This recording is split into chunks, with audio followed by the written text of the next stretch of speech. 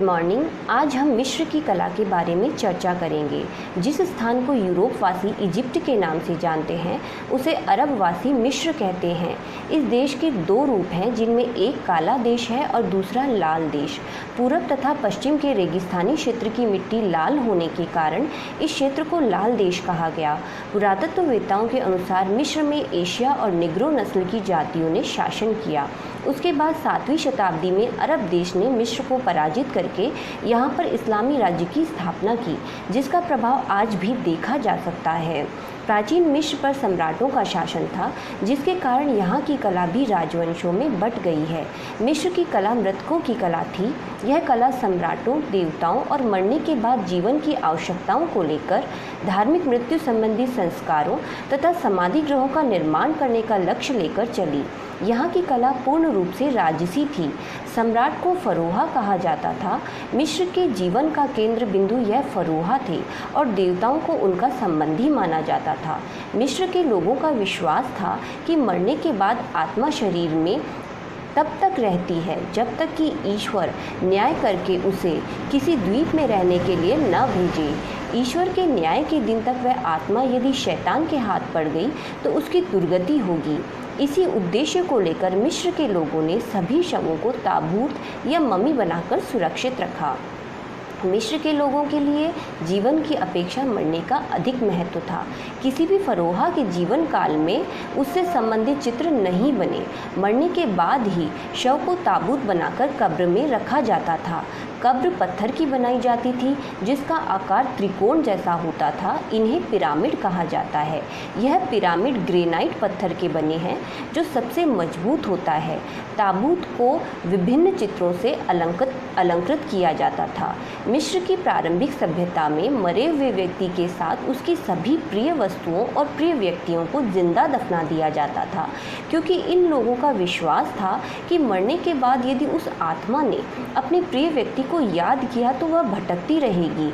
इस कारण उसकी सभी प्रिय वस्तुएं उसके आसपास रखी जाती थी। धीरे धीरे जिंदा व्यक्तियों के स्थान पर उनकी मूर्तियां बनाकर कब्र में रखी जाने लगी। इससे कला का विकास हुआ। इसी कारण मिस्र की कला को मृतकों की कला कहा जाता है, क्योंकि मृतक के चारों ओर ही कला का विकास हुआ। मीनारों को देवता का प्रतीक माना जाता था और मूर्तियों तथा चित्रों द्वारा आत्मा के कर्तव्य और राजा के कार्यों का प्रदर्शन किया जाता था। मिस्र के कलाकार अपनी कला में शाश्वतता लाना चाहते थे। इसी कारण उन्होंने अपनी मूर्तियों और भवनों के निर्माण में पत्थर का प्रयोग किया। कागज या पैपिरस पर बनी चित्रकृतियाँ हजारों वर्षों तक नहीं रह सकती थी और चित्रकृतियों का आकार भी इतना विशाल है कि सब लोग इन्हें देख सकें। महलों और पिरामिडों के मुख्य द्वारों पर भारी पत्थर लगा दिए जाते थे, जिससे धूप व नमी अंदर नहीं पहुंच सके। अंदर से दीवारें अलंकृत की जाती थी, जिसमें मरे हुए व्यक्ति के जीवन की विभिन्न घटनाएं चित्रित थी। संपूर्ण भवनों में कहीं कोई स्थान खाली नहीं छोड़ा जाता था। यहाँ तक कि छत पर भी नीला रंग भरकर तारे बना दिए जाते थे। इसी कारण मिस्र की कला को शाश्वत कला कहा जाता है। मिस्र की कला के दो प्रमुख लक्ष्य थे, वर्णनात्मक और अलंकरण।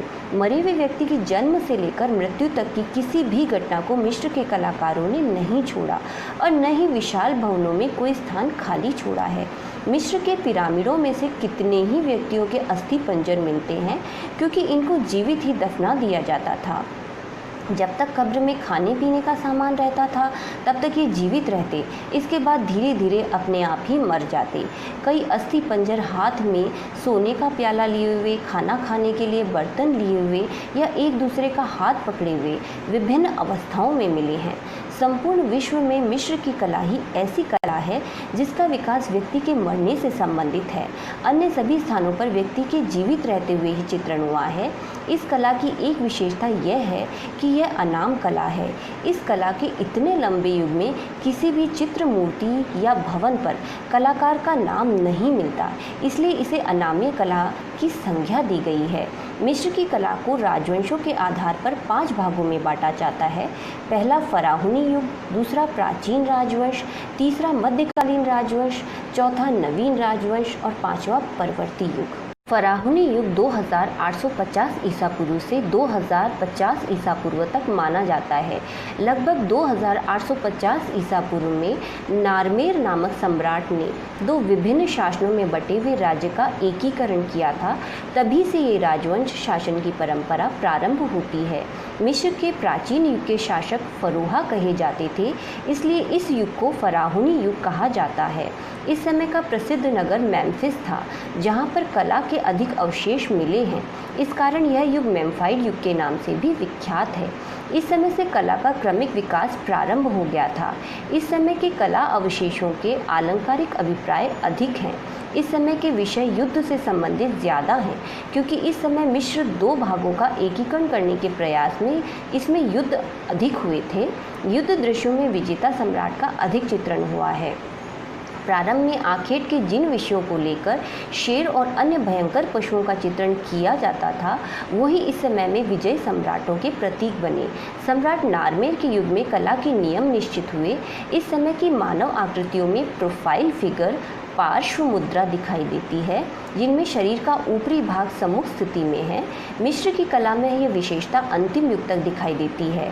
खड़ी हुई मानव आकृतियाँ जिस दिशा में देखती हैं, उसी दिशा में कंधे और बायां पैर आगे की तरफ बढ़ा हुआ दिखाया गया। उस समय के चित्रकार या मूर्तिकार मानव के प्रत्येक अंग को स्पष्ट रूप से चित्रित करना चाहते थे। इसी कारण आकृति में इस पार्श्व मुद्रा का चित्रण हुआ। संपूर्ण मानवाकृति को बीच में एक रेखा द्वारा दो समभागों में विभक्त किया गया है। संयोजनों में भी समसंयोजन अधिक है। इस प्रारंभिक कला पर मेसोपोटामिया की कला का प्रभाव स्पष्ट रूप से देखा जा सकता है।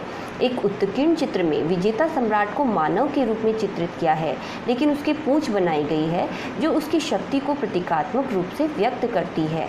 पूंछ लगाने की यह प्रथा सम्राट नारमेर के युग में समाप्त हो गई थी। सम्राट नारमेर की विजय से संबंधित एक उत्कीर्ण चित्र मिलता है, जिसमें दोनों तरफ सम्राट नारमेर का चित्रण है। इसमें सम्राट को बैल के रूप में दिखाया गया है और दूसरी तरफ एक सांप जैसे जानवर के रूप में अंकित किया गया है। इस फलक के ऊपरी भागों पर दोनों ओर दो बैलों की मुख दिखाए हैं, जो उस समय के देवता के प्रतीक हैं। मिस्र की संपूर्ण कला में इसी युग से एक निरंतरता दिखाई देती है। मिस्र की कला में राजाओं की रुचि के अनुसार ही चित्रण हुआ है। इसी कारण इसे राजसी कला भी कहा जाता है। इस युग में कला के जो नियम निश्चित हुए थे, उनकी तकनीक और शैली में इस काल के अंत तक भी कोई विशेष अंतर नहीं आया। यह युग 3 राजवंशों तक चला। इनमें सम्राट स्कॉर्पियन और नारमेर के समय में ही चित्रकला के कुछ उदाहरण दिखाई देते हैं। तीसरे राजवंश के संस्थापक सम्राट जोसेफ ने संपूर्ण मिस्र पर अपना आधिपत्य जमा लिया और मेम्फिस को अपनी राजधानी बनाया। इसी समय से मिस्र की कला के द्वितीय चरण प्राचीन राजवंश की स्थापना होती है। प्राचीन राजवंश का समय 2700 ईसा पूर्व से 2260 ईसा पूर्व तक माना जाता है। मेम्फिस नगर इस समय की संपूर्ण कला कौशल का प्रमुख केंद्र था। इस युग में विशाल पिरामिडों का निर्माण अधिक हुआ। इस कारण इसे पिरामिड युग भी कहा जाता है। बड़े पिरामिड राजाओं के बने और उसके आसपास राज परिवार के अन्य सदस्य और दरबारी अधिकारियों के पिरामिड दिखाई देते हैं। इनके आंतरिक भागों में अनेक भित्ति चित्र और प्रतिमाएं हैं। इस युग के राजकीय समाधियां अबुरोश, अबुसिर, सक्कारा, गीजा, तहशूर, मदूम आदि क्षेत्रों में फैली हुई है। इस युग की कला शैली मेम्फाइड कला युग के नाम से प्रसिद्ध है। इस युग में मुख्य रूप से पिरामिडों के साथ उत्कीर्ण चित्रों और भित्ति चित्रकला का विकास हुआ। उत्कीर्ण चित्रों को रंगने की कला भी इस युग की मौलिक देन है। इस समय प्राकृतिक रंगों का प्रयोग दिखाई देता है, जिनमें लाल, पीला, नीला, हरा, सफ़ेद और काला रंग प्रमुख हैं। प्रत्येक वस्तु के रंग परंपरा से निश्चित किए गए। लाल पीले रंग से पुरुष और स्त्रियों के रंगों में भेद किया गया है। आसमान व पानी नीले रंग से तथा वनस्पति हरे रंग से चित्रित है। सभी पिरामिडों की दीवारें राजाओं और देवताओं की विशाल आकृति के चित्रण और अंकन से सजी हुई है। अनेक उत्कीर्ण आकृतियों में मणि लगाई गई है। चौथे राजवंश में ईंटों की समाधियां भी बनने लगी थीं, जिससे चित्रकला का अधिक विकास हुआ। पहले के मकबरों की अपेक्षा इनकी दीवारों पर चित्रण के योग्य स्थान अधिक हैं। समाधियां केंद्र में बनाई हैं और उनकी चारों दिशाओं में लंबे लंबे कमरे बनाए गए हैं जिनमें मृत व्यक्ति के जीवन से संबंधित चित्रण दिखाई देता है। चारों कक्षों की आकृतियां समाधि की ओर ही जाती हुई दिखाई हैं। इन विशाल चित्रों के आसपास छोटे छोटे स्थानों में कृषि उद्यान में काम करते लोग, पानी में आखेट करते आखेटक, नाव बनाते कारीगर आदि जैसे सामाजिक दृश्यों का चित्रण भी किया गया है। इन सभी चित्रों में सम्राट का चित्रण कार्य निरीक्षक के रूप में किया गया है। ईंटों से बने हुए इन भवनों की दीवारों को एक विशेष प्रकार के मसाले का लेप करके चित्रण के लिए तैयार किया गया है। इन भवनों में मुख्य रंगों के आपसी मिश्रण से अनेक नए रंग भी बनाए गए हैं जिनमें दाना चुगते हुए हंस और जाल के द्वारा पक्षियों को पकड़ने की घटना में रंगों की विविधता दिखाई देती है।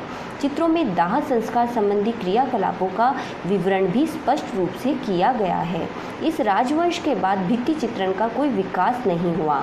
साम्राज्ञी मरी सांस्कृतिक के जमाने में संक रिलीफ यानी डूबे हुए उत्कीर्ण चित्र का विकास हुआ, जिसमें आकृति की सीमा रेखाएं गहरे गड्ढे खोदकर अंकित कर ली जाती थी, बाकी स्थान को सपाट छोड़ दिया जाता था। इस प्रकार की आकृतियां और उन पर लगे रंग अधिक समय तक सुरक्षित रहते थे। मिस्र की कला में 5वें राजवंश से परिवर्तन आने लगा। इस समय सूर्य की उपासना को राजधर्म घोषित कर दिया गया। इसी कारण सूर्य और उसके प्रकाश को मिस्रवासी रॉ कहते थे। संपूर्ण सृष्टि का मूल तत्व ऋतुओं के परिवर्तन और प्राणियों के जीवन का कारण माना गया। इसका प्रभाव चित्रों में भी पड़ा। इस समय के चित्रों में सूर्य को ईश्वर के रूप में चित्रित किया गया है। इस समय के चित्रों के विषय में भी परिवर्तन आया। धर्म के अलावा दैनिक जीवन के दृश्य जैसे नौका यात्रा, जल क्रीड़ा करते पक्षी, मगर, मछलियाँ, हिप्पो आदि पशुओं का अंकन भी प्रचुरता से होने लगा। इन चित्रों के किनारों पर पैपिरस नामक वृक्षों के घने जंगल बनाए जाते थे। फसल काटने, बोने, निराई करने, भूसा और अनाज अलग करने आदि के दृश्य भी इसी समय के चित्रों में देखे जा सकते हैं। इस समय से चित्रों में गुणाक्षर भी अंकित किए जाते थे जिसमें चित्र का विवरण लिखा होता था। यह सभी चित्रों में मिलते हैं, जिससे ऐसा प्रतीत होता है कि सभी चित्रों के पात्र एक जैसी भाषा बोल रहे हैं। इस समय विषय में विविधता होते हुए भी सभी आकृतियाँ एक निर्धारित सामान्य नियम के साथ बनी हैं। सभी चित्रों के चित्रकार अलग अलग रहे होंगे, लेकिन किसी भी चित्र में शैलीगत भेद दिखाई नहीं देता। इस समय एक आकृति ही आदर्श मान ली गई थी और उसी के अनुसार सभी चित्रकार चित्रण करते थे। 5वें राजवंश में चित्रकला की सबसे अधिक उन्नति हुई। 5वें राजवंश की परंपरा 6ठे राजवंश में भी चलती रही।